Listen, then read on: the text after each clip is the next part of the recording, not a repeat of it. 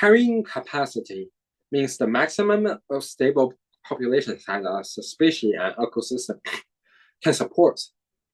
Every individual within a species population has the potential to reproduce an offspring or contribute to the population growth. However, in reality, there are many biotic and abiotic that prevent an individual from making its adulthood and production. So, yeah, just ensure that population of each species is limited.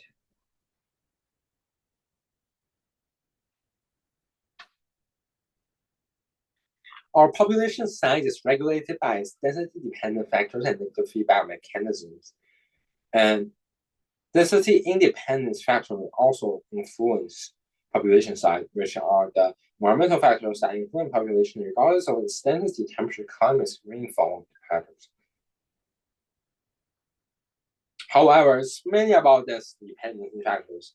For example, the competition of resources, food, shelter are becoming more scarce as the population of a species increases. There's increased risk of predation and increase the likelihood of predators encountering prey.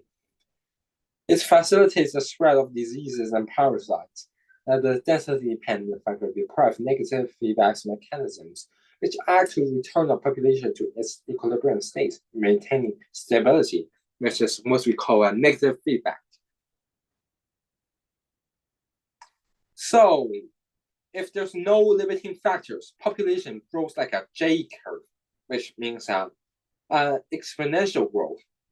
So it's the graph at the left-hand side, and if there's no, so just like population of the environment for unlimited resources.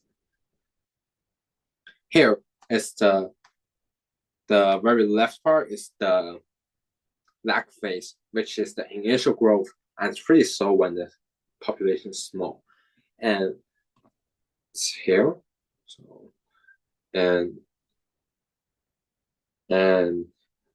as here is what we call an exponential growth rate. It takes a J shape due to the exponential growth and continues to grow until a limiting factor such as disease or predation occurs. And there's a crash phase, which should be down here, like here, it's not shown in the curve. And just means a sudden decrease in the population due to density-dependent factors like diseases or predation. There's also this S curves, which means resource limited environment. Similar to the J curve at the beginning, they also have a lag phase, exponential growth. And as we develop, we encounter something like a transitional phase. This is where we increase competition between individuals of the same limiting factor of resources. The competition results in a low rate of population increase. And here is where we call a plateau phase, the plateau phase. So the population reaches its carrying capacity and fluctuates around a set point determined by a limiting factor. Changing limiting factor can cause population size to increase and decrease that are controlled by negative feedback mechanism.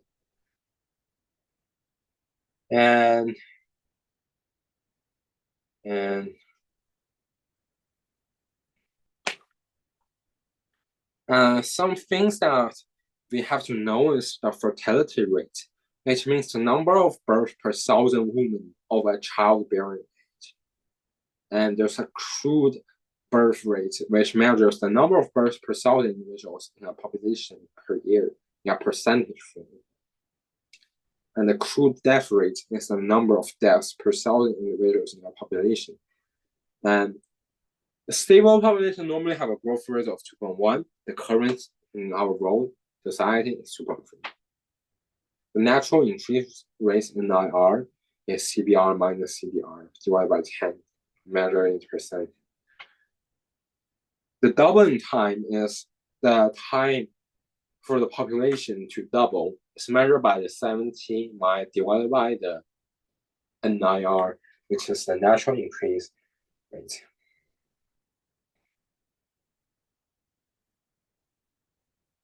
And It's hard to predict fertility rates, leading because there's uncertainty in population forecast.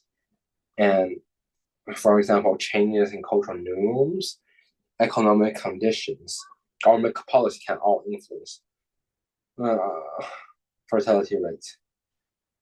Some of the direct methods include for pronatalists, it means increased population, like financial incentives leading to lending to families start up a business and tax break. There's cultural encouragement through campaign and media, and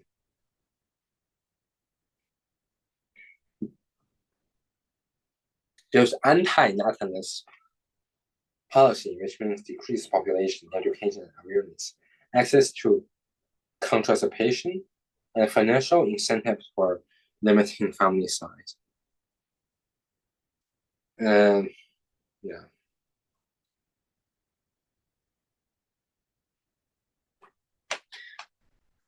There's also something what we call an age-sex pyramid.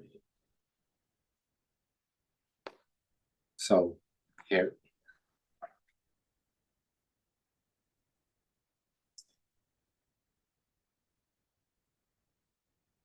so it shows the birth and death rate changes, like the people in different age groups, and see how this affects the overall population divided by males, females.